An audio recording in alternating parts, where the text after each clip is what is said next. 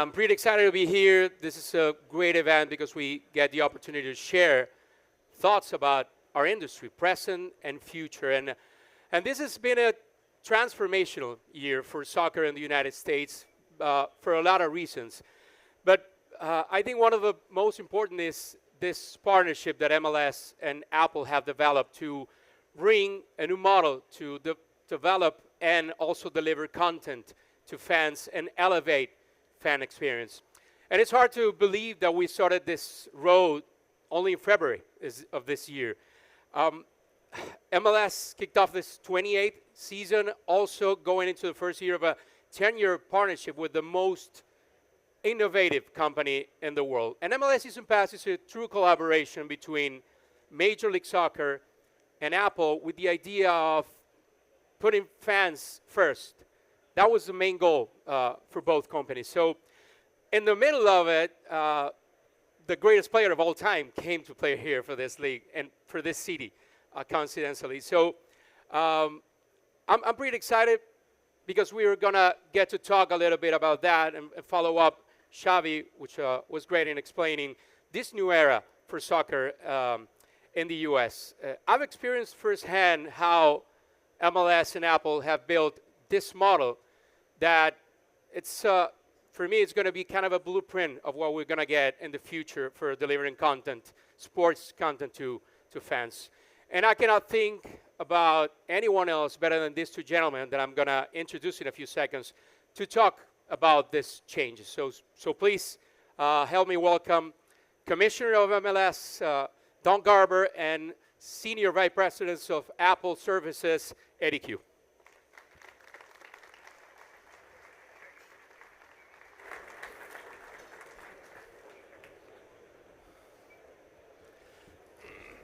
Gentlemen, you're playing home, right, Eddie? This is my home. This is my team, Inter Miami, so it's great to be back home again. Nice, nice. Muy bueno tenerte en casa otra vez. Sí. Commissioner, we were talking just last week a little bit of what we're going to be talking here in front of this Soccer X audience. For me, this is a very proud moment because I was there in San Jose when we launched MLS Season Pass. And I remember there was a lot of hesitation in some part of the industry that this could be made possible. We're now just finished the first round of Audi MLS Cup playoffs, and we're almost there, final stretch of Season 1. So I wanted to get directly from you, what's the thing that you're most proud about this first year, and what you are most excited about the second year coming? Okay, Tony, I'll start. First, it's great to be back in Miami. It's become a really wonderful home for our new team, Inter Miami. But, Tony, people have been questioning soccer in America since I started 25 plus years ago. People question whether or not we would be a league of choice for the best players. We obviously were able to achieve that. People question whether we can build infrastructure for the sport. We built 26 stadiums, question whether or not we'd be able to build the ecosystem for the sport. We'll soon have our 30th team. And I understand as we continue to think about being steps ahead of the rest of not only the football world, but the Major League sports world in North America, that people would be intrigued by this idea that would be the first league in the world to have a partnership with a company like Apple that would transform the way fans can consume our product. We had 60 different start times in 2022.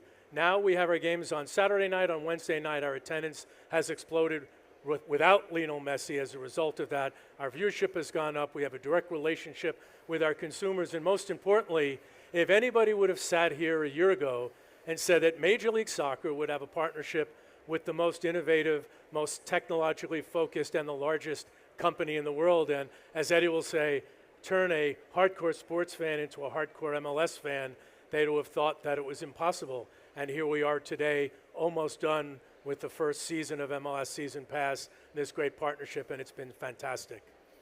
Yeah, as the commissioner said, look, I'm a huge sports fan, and what we wanted to do is bring sports and bring MLS to fans the way they wanted, not the way that a television channel or any other distribution mechanism would want to do it.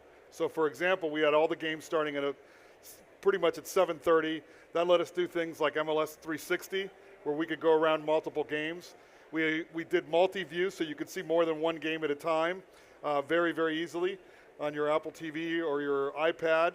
We've done things that are truly innovative that, as a fan, is what you want.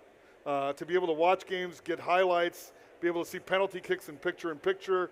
There are all kinds of things that we're doing to the game that is all about the fan. And that's what we tried to do from the very beginning. It's been amazing. We've had more than 1 million viewers to watch the biggest games this season. No one expected that.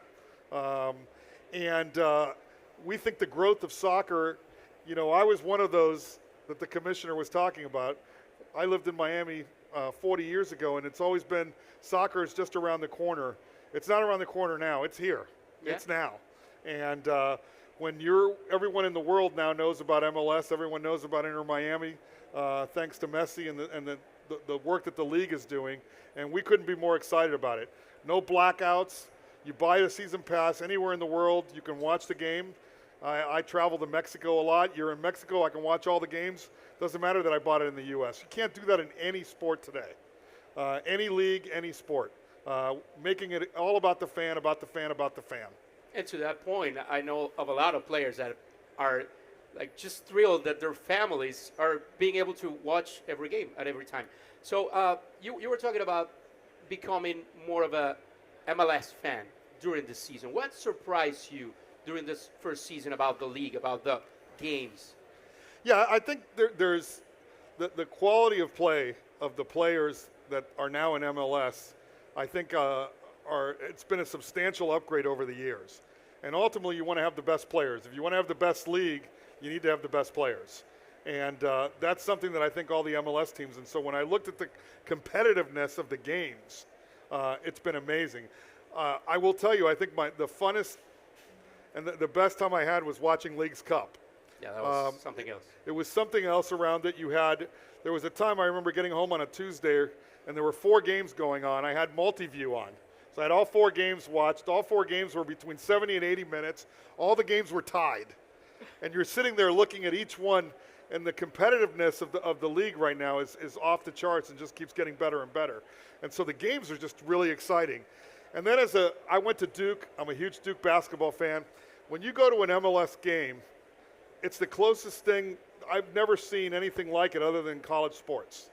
The fans and the belief and the excitement and the motivation that people have in the games, that's what you see in college sports. You just don't see that in the pros. And that's another big thing that MLS has that's huge, that people, if you haven't gone to a game, you have no idea. Yeah, that's right. And Commissioner, since Eddie touched on Leagues Cup, that's when the greatest player of all time debuted in this, not in the league itself, but in this soccer. So we cannot talk about the success of year one without talking about Lionel Messi getting here. What was the particularity of MLS structure that led the league to be able to bring a guy like Leo Messi? Tony, let me take a step back because I know, our good friend Mayor Suarez, and thanks for all your support in getting our stadium project done. And Xavi was very instrumental in the Messi deal. Talked a lot about that earlier. This is an audience of way oversold 500 people who are connected to and thinking about the sport here in this part of the world. We have, in essence, created an environment that the rest of the world is looking at, the United States, Canada, and Mexico, and intrigued by where the sport is and how we're capturing this idea of a new North America, this market that people, to Eddie's point, said, where is soccer and where was it 20 years ago? And today, in today's event, is indicative of that. So I'm going to get to the Messi thing, though it's a bit overdone. We kicked off this season with 82,000 people at the Rose Bowl. 2 teams that have beautiful soccer stadiums played a game not in their stadium, and it was the largest game we've ever had in our history. We launched a partnership with Apple that most people around the world never thought would ever get done. We have a new team in St. Louis that sold out every game, that had an unbelievable team on the field, and then we had this Leagues Cup. I'm intrigued by the NBA Cup, which has just been launched, this idea of an innovative new in-season tournament. Well, guess what? They had an innovative in-season tournament against another country taking place here in our sport, the sport that all of us care about and really love. And then when you have an environment like that and you can go out and think about what's the idea is to be a league of choice.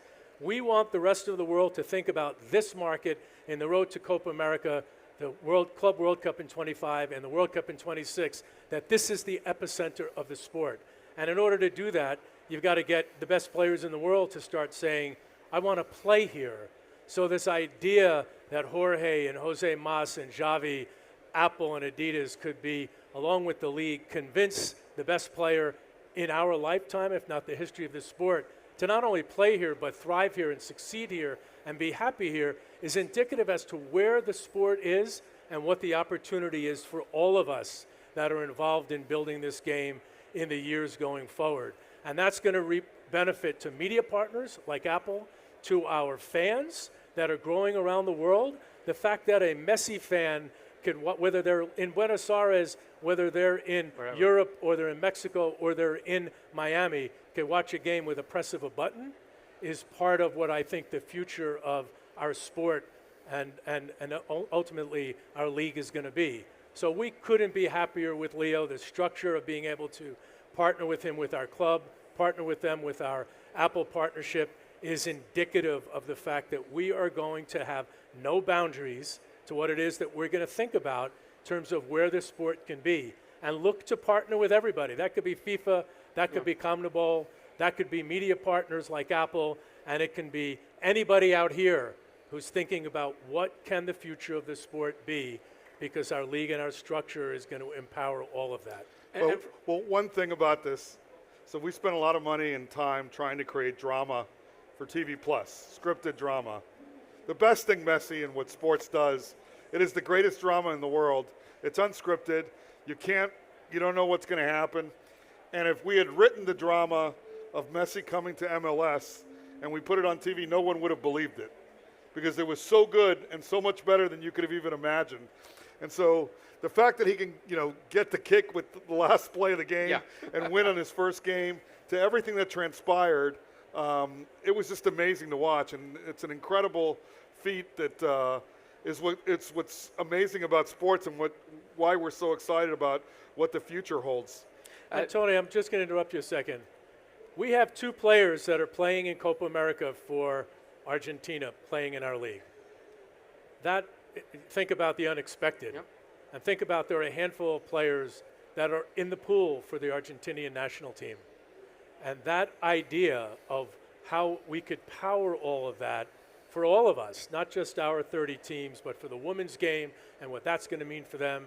And ultimately, the future is so bright because of all of the elements of what happened this year, and the next number of years are going to be almost unthinkable in what it can achieve for all of us. To your point, the amount of people that came to me and said that day, how come this cannot be unscripted?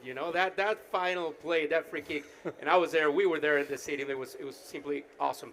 I want to talk to you a little bit about the improvements and the growth of the service of MLS Season Pass, because I know you're an avid sports fan, and you were not so happy with the way that sports was being delivered to fans. So in that regard, I know also that you usually chat and have exchanges with team owners from MLS, like in real time.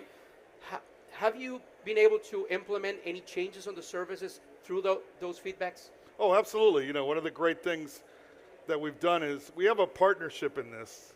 This is not a media deal as you typically see. We are completely vested in this, and the way the deal is structured is the only way I win is if MLS wins, the only way MLS wins is if I win. And so we have this relationship where we make we're looking at the game and looking at it for fans in the exact same way, whatever's better.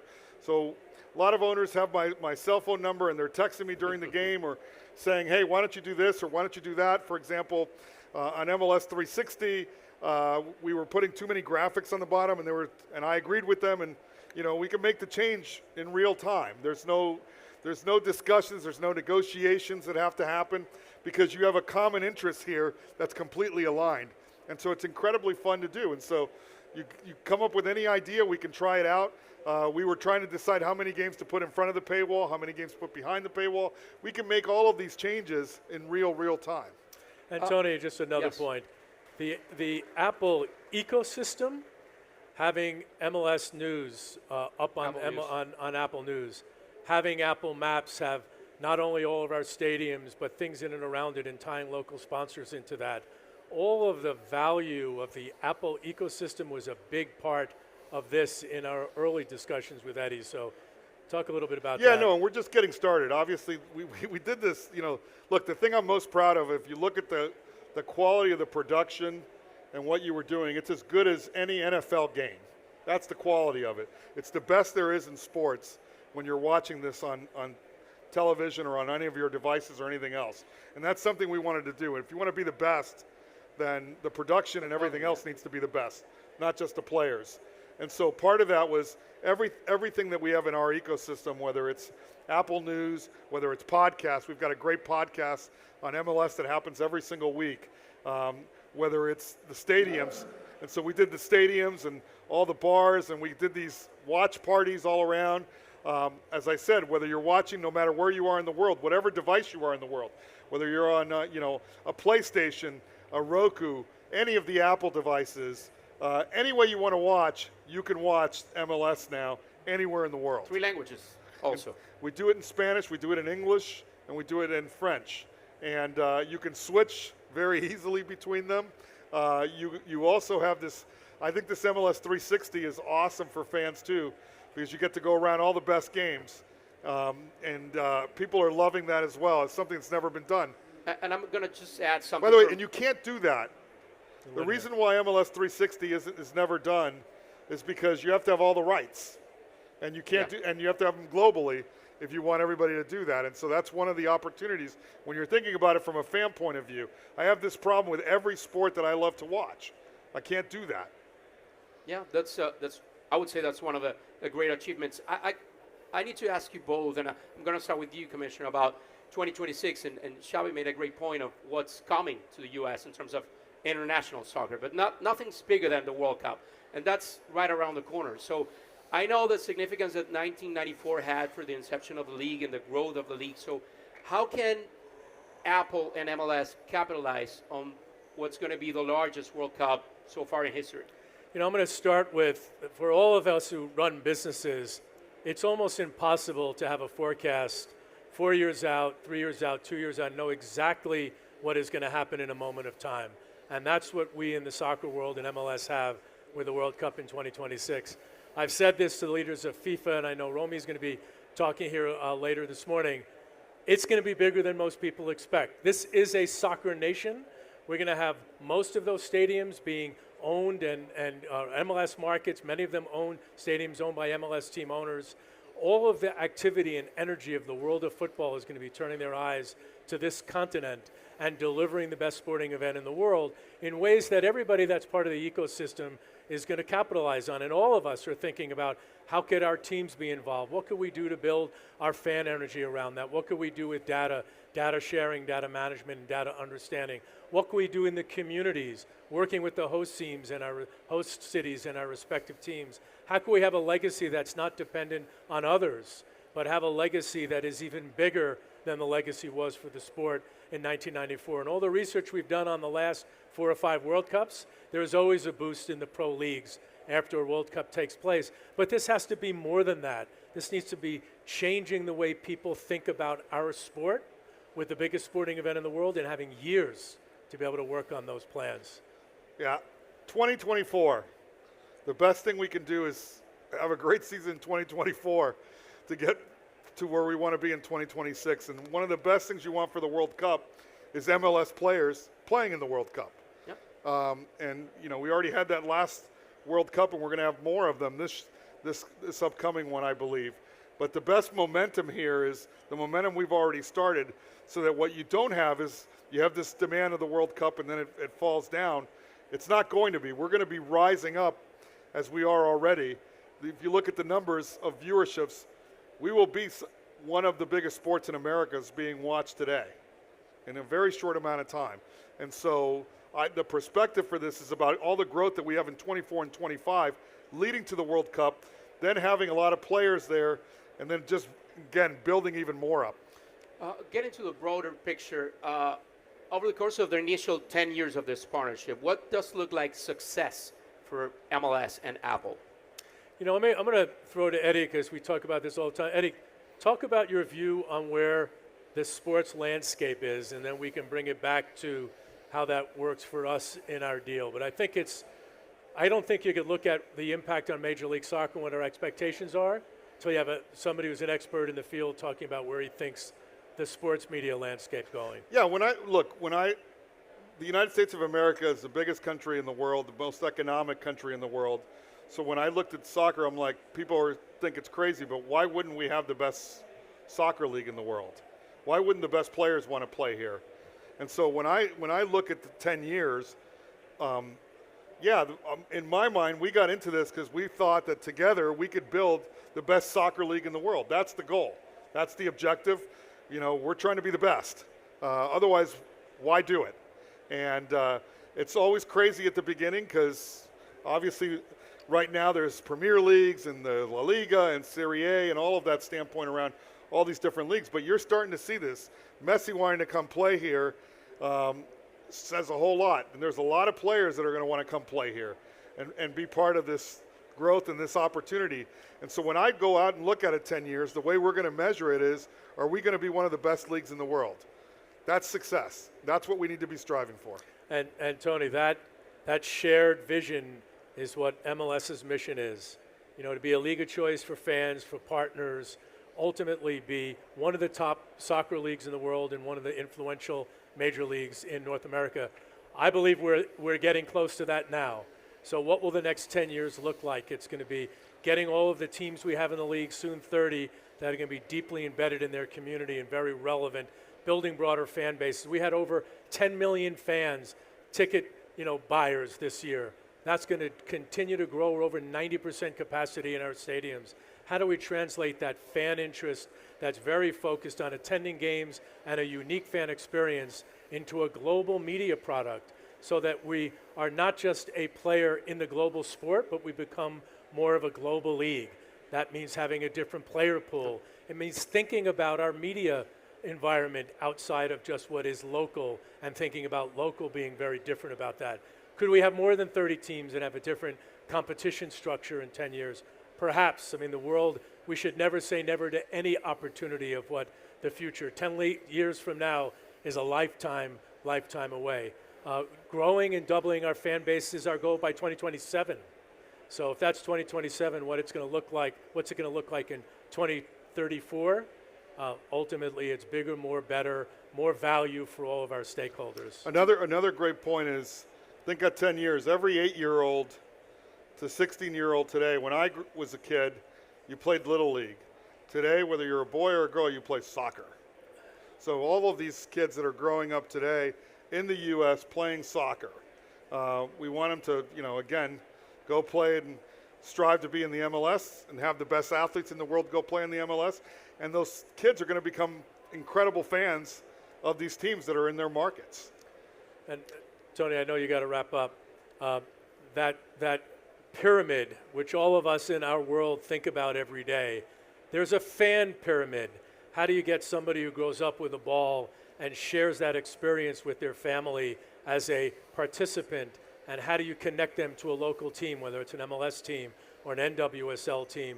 And frankly, how does that fit into the ecosystem of everything else that's going on with other leagues? But it's also about player development. I mean, this is a business of soccer conference, but it's also about the MLS pyramid of academies and every MLS team having an academy, having a great young player, Xavi, come out of your academy, play for your first team, have a desire to maybe play with Argentina and decide to play for the U.S. national team and is going to play in the Olympics. That was unthinkable a number of years ago if that player had that option. And by the way, now he can play with Leo Messi. So the competitive pyramid is an important part of our strategic plan, but it's also how does that align with fan growth from the community into your home, into the playing environment so that we could develop some of the best players in the world. And much of that is happening as we speak. Eddie, anything we missed? No, we're excited. We've got a Messi documentary coming out before the end of the season about the World Cup That's amazing. We were following him 3 months before the World Cup all the way through. That will be coming out at the beginning of the season. We've been doing a Messi documentary following this season, where we've had 5 episodes, and the viewership has been great. So we're as excited as ever about what the future holds, and it's been a great first year already. And as I said, I think next season is going to be even better. Thank you for making us part of this. Thank you. Thank you. Commissioner. Thanks. Thank you.